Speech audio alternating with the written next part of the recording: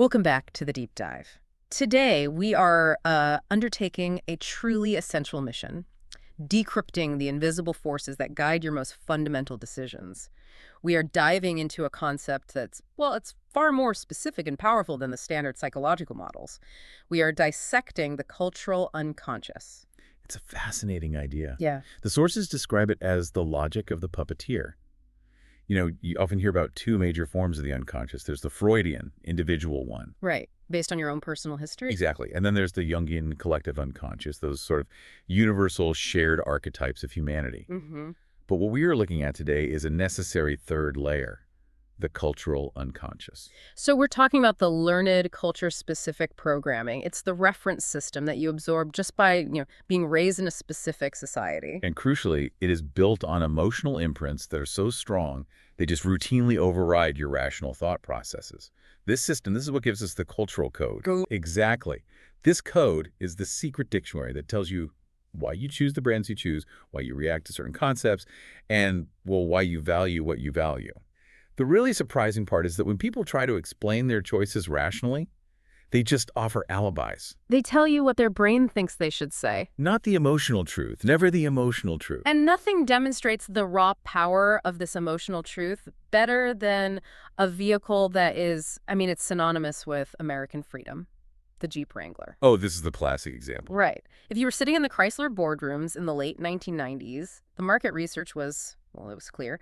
They were struggling, and the logical data, the focus groups, told them consumers wanted the Wrangler to move upscale. Consumers were literally saying, give us a luxury SUV experience. Soft leather, better ride. Better ride quality, upscale appointments.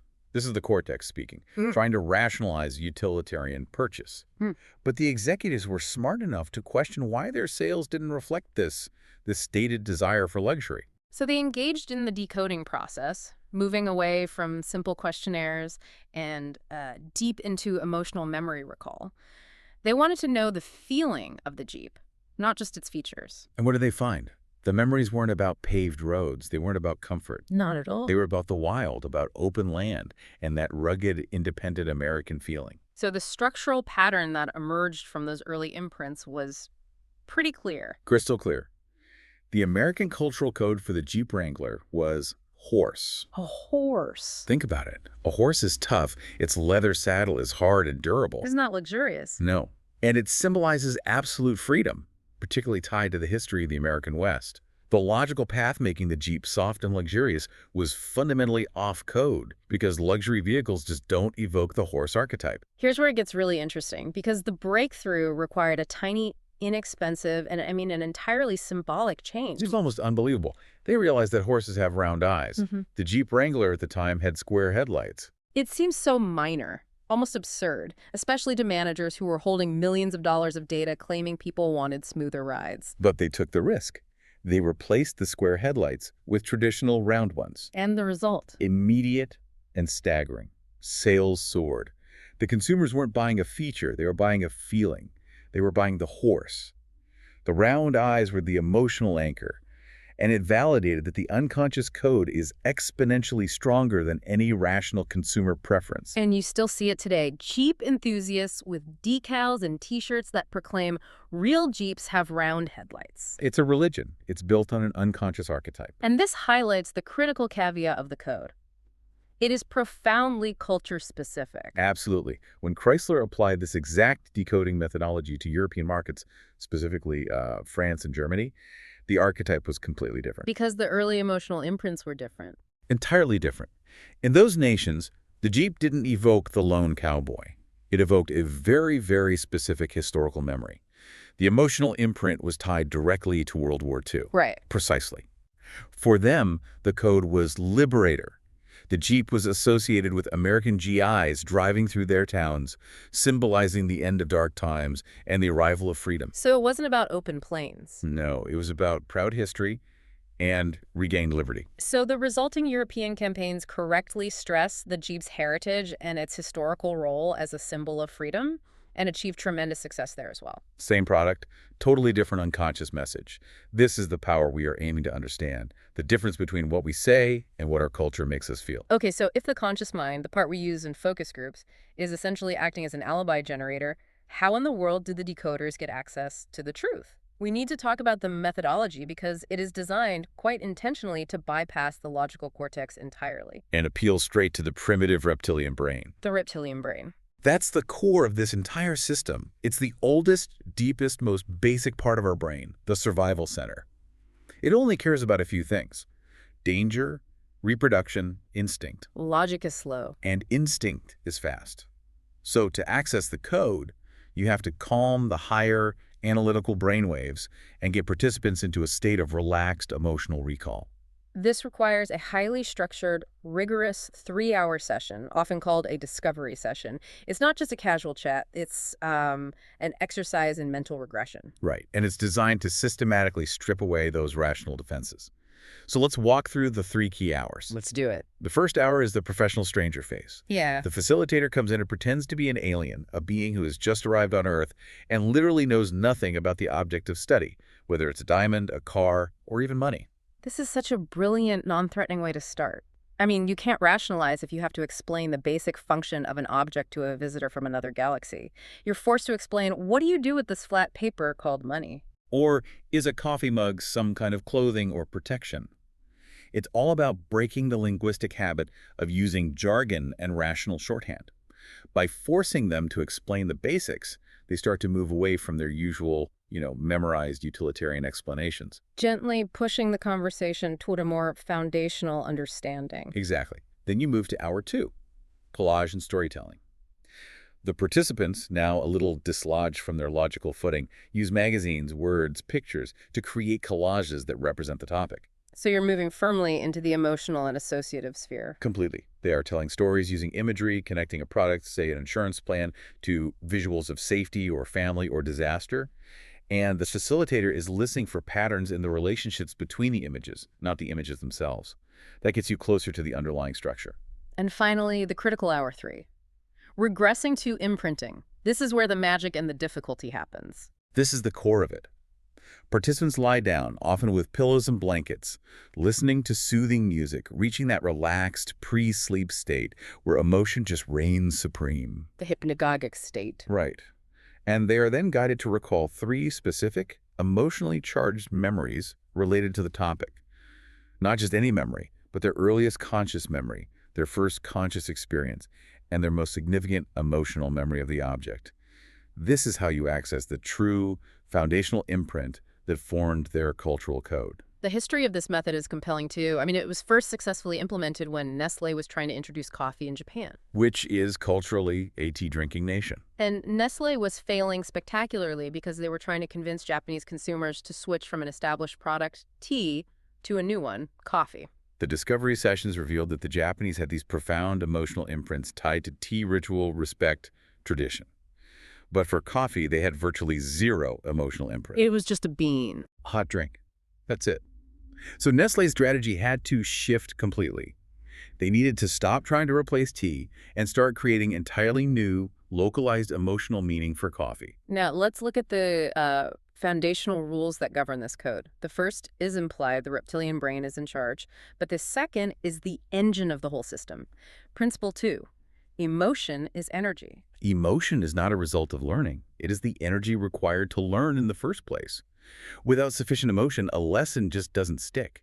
The stronger the emotion, the clearer the mental pathway that's created. The classic analogy is the child touching the hot pan. The parent can rationally explain that hot equals pain 100 times, but the cortex just won't internalize it. But the moment of sharp, intense pain, that emotional energy, creates a mental highway so powerful and clear that it is reinforced instantly and lasts a lifetime. The child never forgets that lesson. We see this powerful emotional energy linked to major life events, especially concerning cars. We mentioned before the profound feeling of life beginning when someone drives alone for the first time. And conversely, the sources note that when elderly people lose their driving licenses or their car keys, the emotional language they use is often linked to the feeling of their life ending. The energy is potent at both extremes, ensuring the car code of identity is deeply cemented. And this brings us to the third guiding principle, which is about finding patterns in chaos. Principle 3, structure is the message. This is critical because the emotional content will vary wildly among participants. If you focus on the surface content, you'll miss the truth. You have to look at the relationship, the connections, the space between the notes. That's the structure. Think of a classic piece of music. The notes themselves, the content, can be changed, shifted, played on different instruments. But the melody, the structure remains constant. That is the message. In the car decoding sessions, people discussed everything from reliable minivans used for soccer practice to aggressive sports cars used for dating, different content. Wildly different content. But when the decoder ignored the vehicle type and focused purely on the driver-car relationship, the structure was identical. This car represents who I am or who I want to be. That structural pattern solidified the code for American cars. Identity. They need their car to be a billboard for their personality. And that explained the commercial phenomenon of the PT Cruiser, which was introduced around the turn of the millennium. Absolutely. From a purely utilitarian standpoint, the PT Cruiser was nothing special. Standard mileage, decent safety, but it was aggressive, distinctive, and completely unexpected. It screamed, "I'm different." It was an instant commercial success because it was aggressively on code for American identity. It didn't try to compete on rational metrics like horsepower or luxury. It competed on structural meaning. It gave people a unique identity in traffic. And finally, the timeline for this emotional programming. Principle 4, the window in time. The most foundational, culture-specific emotional imprints occur before the age of 7. Before 7, emotion rules logic entirely. This is why culture-specific values are established so early. After age 7, logic starts to take over, making later exposure less emotionally resonant. And since most of us only inhabit one primary culture during that critical window, Our codes are cemented in place. the difference between how Americans and French people view peanut butter is a perfect illustration. For the American child, the imprint is usually powerful. Mother's nurturing love, safety, lunchboxes, it carries that profound emotional weight. For a French person, encountering peanut butter later in life, maybe as a novelty snack, it carries no emotional charge. It's simply a sticky, slightly sweet paste. It's processed logically, not emotionally, and therefore never achieves the status of a code-level comfort food. We see the same contrast with alcohol. For many French children, they might taste wine or champagne early, associating it with family celebration and the aesthetic appreciation of taste. The imprint is controlled and positive. For American children, the first strong imprint usually happens during adolescence because it's forbidden. It's linked to rebellion, law-breaking, inebriation, and peer pressure. The imprint is negative and functional. It serves the purpose of getting drunk, not of aesthetic appreciation.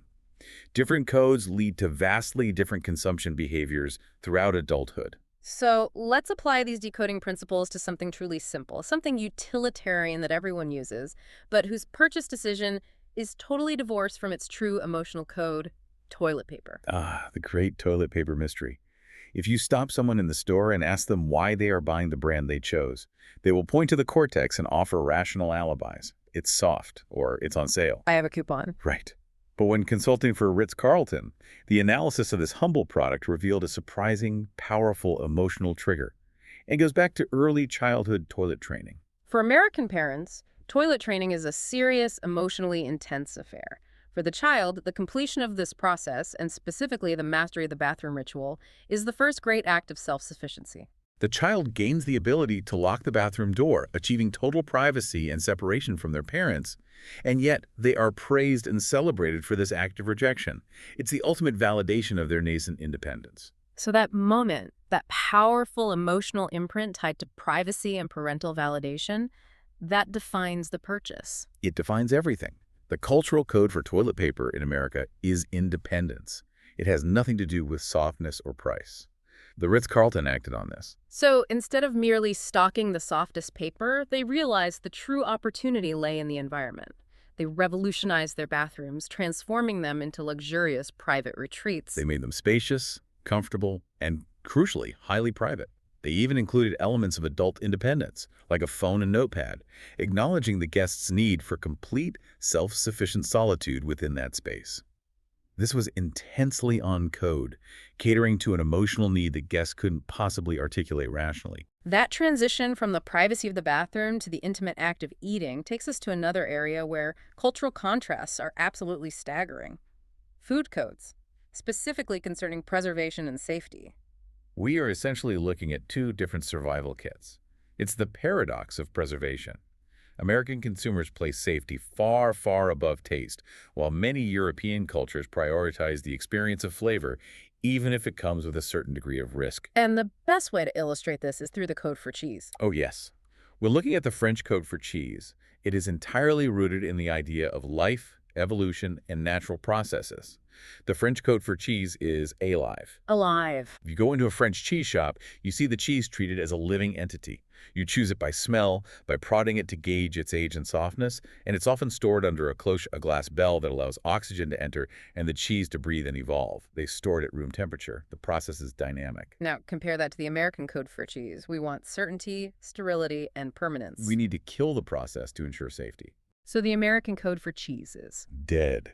We pasteurize it, killing all the bacteria, and then we select hunks that are often pre-wrapped, sealed, and treated almost like mummified artifacts in plastic body bags, and then we store them in the darkest, coldest corner of the house. which the decoders refer to as the morgue, the refrigerator. That is such a chilling structural description. We are literally burying the cheese because our foundational survival mechanism dictates safety first. Precisely. And this is not just a preference. It dictates serious behavior, often at the expense of aesthetic experience. Consider the French tradition of faisandé, where game birds are hung until they are so aged they are practically rotting. To enhance the flavor profile. Dramatically. An American consumer would never consciously tolerate this, and their cortex would scream, danger. I have to ask, what's the consequence of that stark difference in priorities? If the French prioritize taste and the living nature of the food, and Americans prioritize safety and the dead pasteurized product, does that play out in real-world terms? It absolutely does, and the data is stark. While the U.S. population is roughly 5 times that of France, the sources note that there are far more food-related deaths in France every single year due to bacteria or preparation methods. Wow. The American system might produce blander cheese, but it fulfills the primary reptilian survival demand, Yeah. safety. The French system prioritizes pleasure, which is culturally acceptable but carries a quantifiable risk. So it's not that one culture is inherently better at cooking or eating, it's that they prioritize different elements of survival based on their unique cultural codes. That helps us understand why we react so viscerally to food preparation outside our norms. Shifting gears now to identity and the collective self-image of America. We are a young nation, just a few centuries old, and understanding that relative age is key to understanding our behavior. If cultures age like people, America is firmly locked in the full throes of adolescence. And this cultural age isn't just a historical footnote. It's a dynamic, actively reinforced state. The American Cultural Code dictates that we must remain perpetually young, and it's fueled by a continuous influx of immigrants. Explain that connection because it's critical. Why does immigration keep us adolescent? Because the immigrant experience itself is the ultimate act of rebellion. You leave the old king, the country of your birth, the traditions of your ancestors, without killing him. You rebel, you strike out, you declare independence from the societal norms that raised you. So every new wave of immigrants is essentially a new wave of cultural adolescence. Exactly. They're helping to perpetually refresh and sustain that mindset of resistance and eternal youth. So the culture never fully enters the mature, detached phase seen in elderly cultures like Britain or Japan. This explains our obsession with certain celebrity types, the so-called wacko culture. Yes, we don't export world-class philosophy or traditional opera. We export the cultural output of adolescence. Rock and roll, hip-hop, action movies, and celebrity gossip. And the celebrities we are drawn to most strongly, the Michael Jacksons, the Tom Cruises, the Bill Clintons, are the eternal adolescents. They embody the idea of resisting growing up. They are chaotic, prone to extreme behavior, and often wildly eccentric. They are allowed, even celebrated, for being erratic. They're the runaway adults. They show the average American that it is okay to be eccentric and successful, that you don't have to follow the rigid structure of maturity. Our fascination with their ups and downs, their spectacular falls, and their inevitable comebacks reflects our own cultural expectation that we too can be invincible one day, utterly rejected the next, and yet still return stronger. It's the normalization of instability, and the idea that we are still figuring it out even late in life is profoundly on code. Absolutely. The expression, often repeated by people well into their 60s and 70s, that I still don't know what I want to do when I grow up, is the perfect manifestation of this cultural adolescence. We are encouraged to believe that growth is endless, meaning maturity, and the fixed state it implies is constantly deferred. If America is an adolescent culture, nowhere is that more apparent and perhaps more fraught than in how we collectively process the archetypes of love, seduction, and sex. These codes are often challenging, even unsettling, but they tell us the truth about our collective emotional state. Let's start with the foundational emotion, love.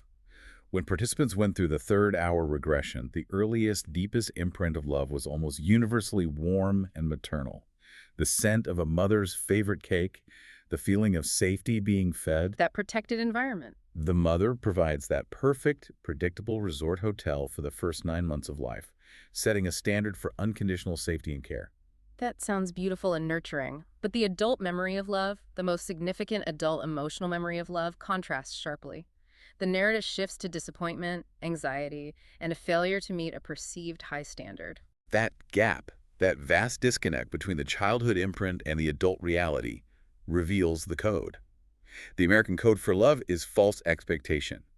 We are raised on a mythology of finding Mr. Right or Mrs. Perfect, the singular soulmate, a standard that is virtually impossible to maintain in the chaotic reality of adult relationships. We hold on to the ideal of the resort hotel, but the real world delivers a leaky tent. This explains why we invest so heavily in the romantic industrial complex. Movies, books, music that constantly reinforces the fantasy, setting us up for predictable letdown. And this is where global comparison provides such clarity. In many European cultures, the expectations are lower, and the definitions of love are broader. The French, for instance, often separate love from fidelity, intertwining love primarily with pleasure and personal fulfillment. Romantic love is a great game, but finding a single soulmate isn't a cultural imperative. Not at all. And Italians, too, place a different value.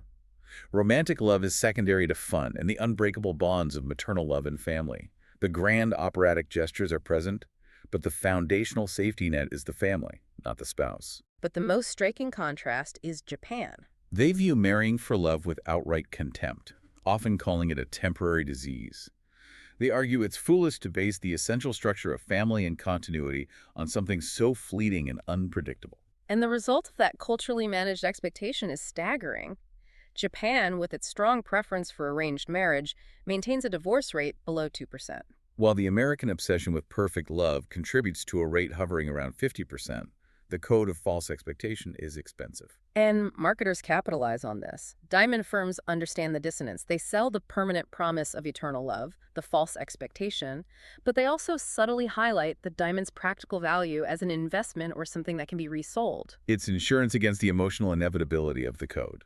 Moving on to the next concept in the triad, seduction. When the decoders explored this global archetype for L'Oreal, the American response was the most unique, characterized by strong negative emotions. Yes, American participants consistently expressed fear, suspicion, and a palpable feeling of anxiety around the idea of being seduced. They saw it not as romance or a dance, but as a deliberate attempt to seize control. So the code for seduction in America is manipulation. We invented the concept of the battle between the sexes because we approach male-female interaction with this defensive, almost paranoid suspicion. We see the subtle art of attraction as a form of hidden persuasion. Contrast that with the French approach. Seduction is subtle, an enhancement of self. The French woman dedicates great effort to appearing perfectly casual, neglecting her attire, hence the term négligé, rooted in neglect. To appear to try too hard is a faux pas. The goal is effortless allure. And the English approach is fascinating, too. The men are often so detached, prioritizing male camaraderie, that women feel compelled to try outrageously hard to gain attention, pushing boundaries with extreme dress, exposed midriffs, and heavy makeup. The Italians, however, approach seduction as a joyous, celebratory game. A total game. Italian men often spend more time on their physical appearance than the women do, seeing it as part of a performance that celebrates the inherent feminine beauty.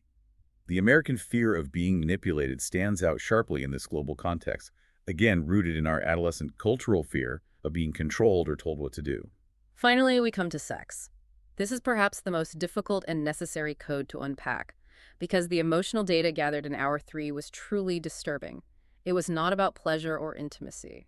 The emotional language associated with sex memories was shockingly violent and aggressive. Words like scared, beaten up, scamming, and confrontation appeared repeatedly in the emotional narratives. And the structure, the cadence of the stories, suggested less of a connection and more of a fight. This led to the inescapable, uncomfortable conclusion that the American code for sex is violence. It is the ultimate expression of adolescent extremist thinking. If the culture is uncomfortable with something like sex, It replaces it with the extreme opposite of pleasure aggression. Our society demonstrates this lack of comfort constantly. Think about what the FCC enforces. You can broadcast graphic simulations of murder and mutilation on primetime television, yet showing a woman breastfeeding, a biological maternal act, is often deemed sexual and penalized with huge fines. We are culturally far more comfortable with graphic violence than with natural sexuality. This code is relentlessly exploited by certain marketers, action movies that thrive on aggressive conquest. And certain sectors of hip-hop and rap music where lyrics use violent language, banging, nailing, smashing, to describe sexual acts. These marketers are tapping directly into the unconscious code of violence. This cultural pattern means that the adolescent feeling of invincibility is constantly being tested through simulated violence, whether on screen or in emotional language, further solidifying the link. It's a profound realization that the language we use and the media we consume reflect a deep cultural unease with intimacy. Given the dark code of sex violence, let's explore how American women navigate the fraught space of physical appearance and beauty. The sources indicate women are constantly balancing on a razor's edge, managing their attractiveness without appearing too provocative. They are unconsciously navigating an axis that, if crossed, carries the danger of being put into a precarious position.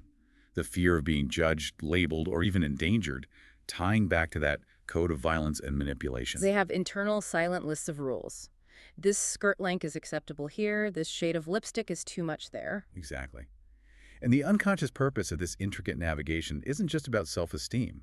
When decoders ask what purpose beauty ultimately serves, the code reveals something almost religious in its implication. The American code for beauty is man's salvation. This is rooted in the deep cultural belief that a woman's beauty elevates the man, lifting him from being merely a rutting animal to something more refined and exalted. The woman is carrying out a noble, redemptive mission through her appearance. This adds a tremendous amount of cultural weight to the act of being beautiful. She isn't just trying to look good, she's performing an essential service to society and to her partner. It is the reason the name Victoria's Secret is marketing genius. It perfectly encapsulates the tension. Victoria suggests Victorian repression and rigidity, the appropriate repressed woman. And secret suggests the forbidden, hidden sexuality and beauty that might lead to salvation. Lingerie is the safe, hidden expression of that provocative impulse. It's beauty for the man in private, keeping the public facade intact. This code also explains why brands that try to normalize beauty often struggle, even if they are applauded by critics and the media. Take the Dove campaign, which featured real women of average proportions as models. It was critically lauded for being authentic, but it was fundamentally off-code. If every woman can be a model, if beauty is normalized and achieved without great effort or aspiration, the mystique is lost. If beauty is common, it loses its power to save the man, thereby violating the unconscious code. On the opposite end of the physical spectrum is the massive, pervasive problem of obesity in America. Despite universal health knowledge and constant dieting fads, the problem persists. Why? Because the utilitarian reasons people cite for being overweight, loving food too much, lacking exercise, are simply alibis. The code suggests that getting fat is not an accidental problem. It is an unconscious solution to a severe cultural problem. The pressure of the American rat race, the demand to be a perfect professional, a perfect parent, and an eternal adolescent. It's overwhelming. So the easiest way to escape that pressure without committing cultural suicide is to regress. The code for fat is checking out. Gaining weight is the fastest, easiest unconscious way to adopt a new identity, the victim. The fat person is unconsciously hoping to regress to a state where they are nurtured and taken care of, escaping the demands of the adult world. They are checking out of the race. The sources cite the visible transformation of Al Gore after the 2000 election defeat as a powerful public example. He was distraught, defeated, and profoundly off mission. He gained weight, grew a beard, and essentially checked out of the public sphere. He adopted that victim identity. When he found a new high-purpose mission climate change activism, he simultaneously checked back in, becoming visibly trimmer and fitter. The body shape reflects the identity, engaged or disengaged. And this feeds into the American sense of connection. Thin people are active and connected, fat people are disconnected, turning people off, staying inside. Again, we contrast this with other cultures. In Eskimo culture, fat is on code. It means hardiness, the ability to survive harsh conditions, and resource retention. In English culture, fat is often coded as vulgarity, signifying a lack of detachment and refinement. Our code, checking out, is specific to the psychological pressures of our adolescent culture. This also explains the success of certain restrictive diets, like Atkins or South Beach. They may be nutritionally debated, but they succeed culturally because they offer the participants something essential: a new community. When you join a diet subculture, you are given a shared language, shared rituals, and a group of fellow travelers. You are checking into a supportive community which addresses the underlying reason you checked out through obesity in the first place: loneliness and societal pressure. The code is what dictates success, not the nutritional science. Let's move to how our identity affects survival, beginning with health. Our culture celebrates doers and action. When we ask, "How are you?" we really mean, "Are you functional?" The American bias for action is profound. Therefore, the cultural code for health and wellness is movement. Being healthy means being able to act, take risks, and complete your mission. And sickness, conversely, is defined by the inability to move, being carried, confined, or hobbling around. The powerful memories people recall when recovering from illness aren't about the medication. They're about the act of walking up the driveway again, taking a road trip, or returning to the movement of life. This code dictates our entire relationship with the medical establishment. We view doctors as those who get us moving again, who save us from danger. The code for doctors is hero. They are the necessary intervention. And nurses are coded as those who sustain and nurture us back to mobility. The code for nurses is mother. But the institutions that house these heroes and mothers' hospitals are deeply off-code. The code for the hospital is processing plant. They inhibit movement.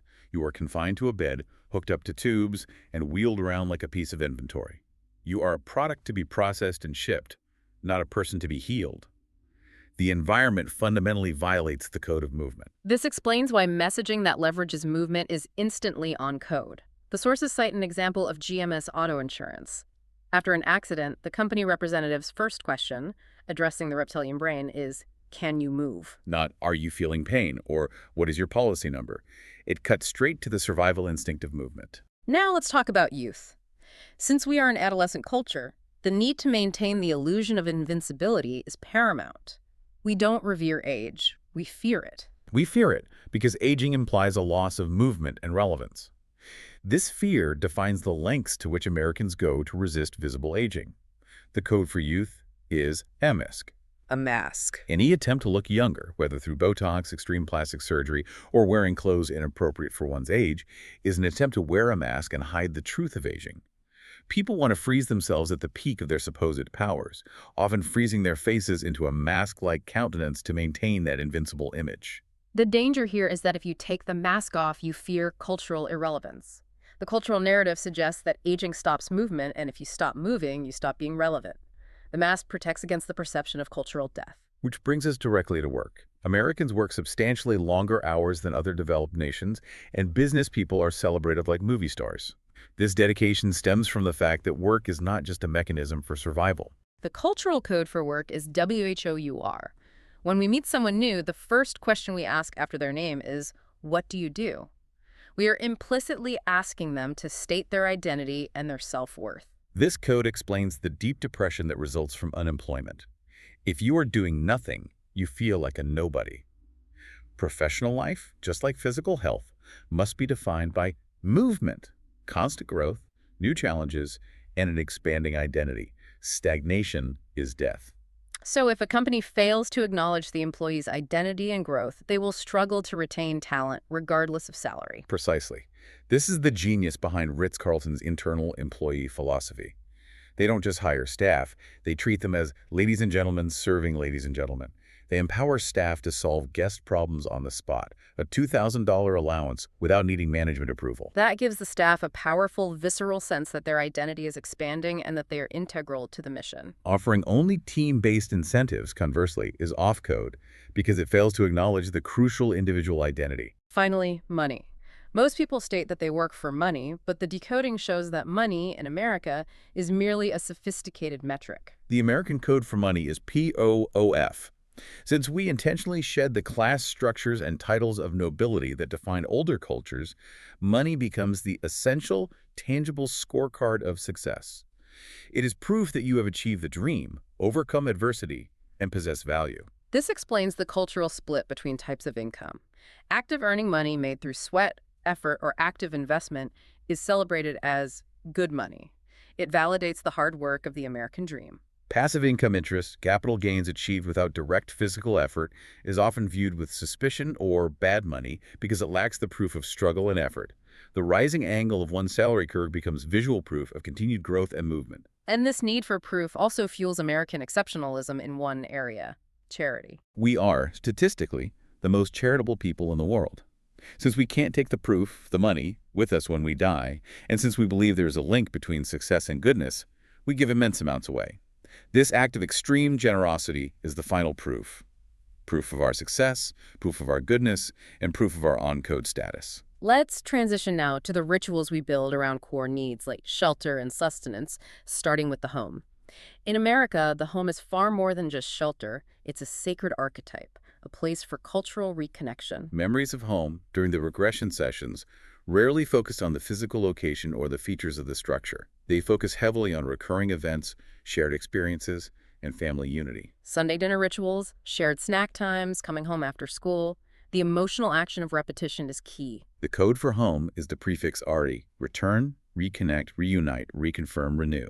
The home is the predictable, comforting environment that reaffirms family bonds in opposition to the chaotic, unpredictable world outside. This is why something like Thanksgiving dinner is so deeply sacred, even if it's held at an aunt's house you never lived in.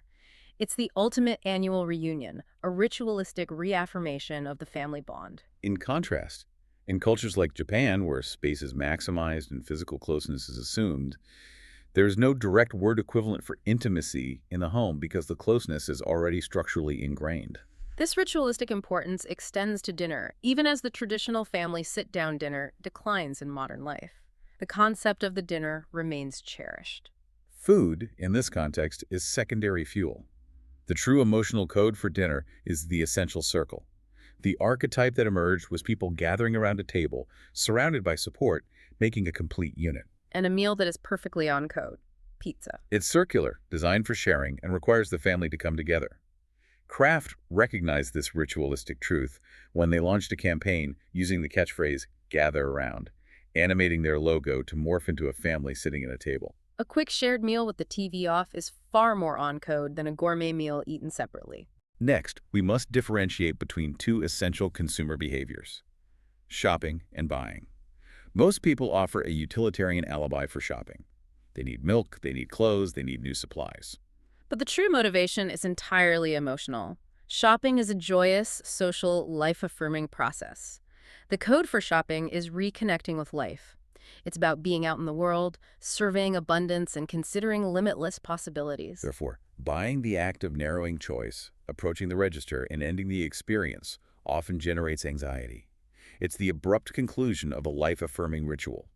Retailers must manage this tension. This explains the success of Nordstrom. They actively address the anxiety of buying by maintaining an extremely liberal return policy, effectively making shopping an open-ended experience. You take the items home, live with them, and the ritual doesn't truly end until you are ready to return, giving you an alibi to come back soon. This contrasts sharply with the French code for shopping, which is learning your culture. Shopping there is often seen as an educational process, where rules of caste and tradition are passed down by the retailer. The American experience is about affirmation of life and abundance. Finally, luxury purchases. Again, rational alibis are deployed. I bought the fully loaded SUV for safety in the winter, or the tailored suit is for making a good impression. But luxury is always about signaling. The cultural code for luxury is stripes. It signifies earned military rank, achievement, and success won through hard work. Luxury items are not just functional. They are essential indicators of success in a culture without inherited titles of nobility. Because luxury is a status signal, it requires visibility and branding. You don't buy an unlabeled gold watch, you buy a Rolex, so others instantly recognize your earned rank. And this demands that luxury service acknowledge that earned rank. The club level at a Ritz-Carlton, with dedicated concierges and exclusive access, is highly on code because it treats the consumer as though they are a member of an exclusive officers club, acknowledging their elevated status and stripes. Let's synthesize these concepts by looking at two large-scale paradoxes, beginning with our attitude toward quality. America spent decades trying to adopt the Japanese model of zero defects in manufacturing, and largely failed culturally. The Japanese code for quality stems from their necessity for perfection. Given their small landmass and high population density, mistakes are costly and survival requires precision. Their code is perfection. But the American survival kit, defined by movement and adolescence, dictates a different expectation. We are rewarded for trial and error, the comeback story, the ability to pick ourselves up. The American code for quality is simply IT works. It doesn't need to be perfect or flawlessly designed. It just needs to function adequately. This leads to the ultimate paradox. The American expectation of perfection is actually something we avoid. Wait, if the code for quality is it works, what is the code for perfection itself? The code for perfection in America is death. Perfection is the end of movement, the conclusion of the process.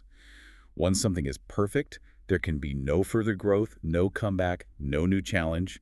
We don't believe in it, and unconsciously, we fear it, We expect things to break down because that gives us the opportunity to buy something new. which is a practice that is itself highly on code.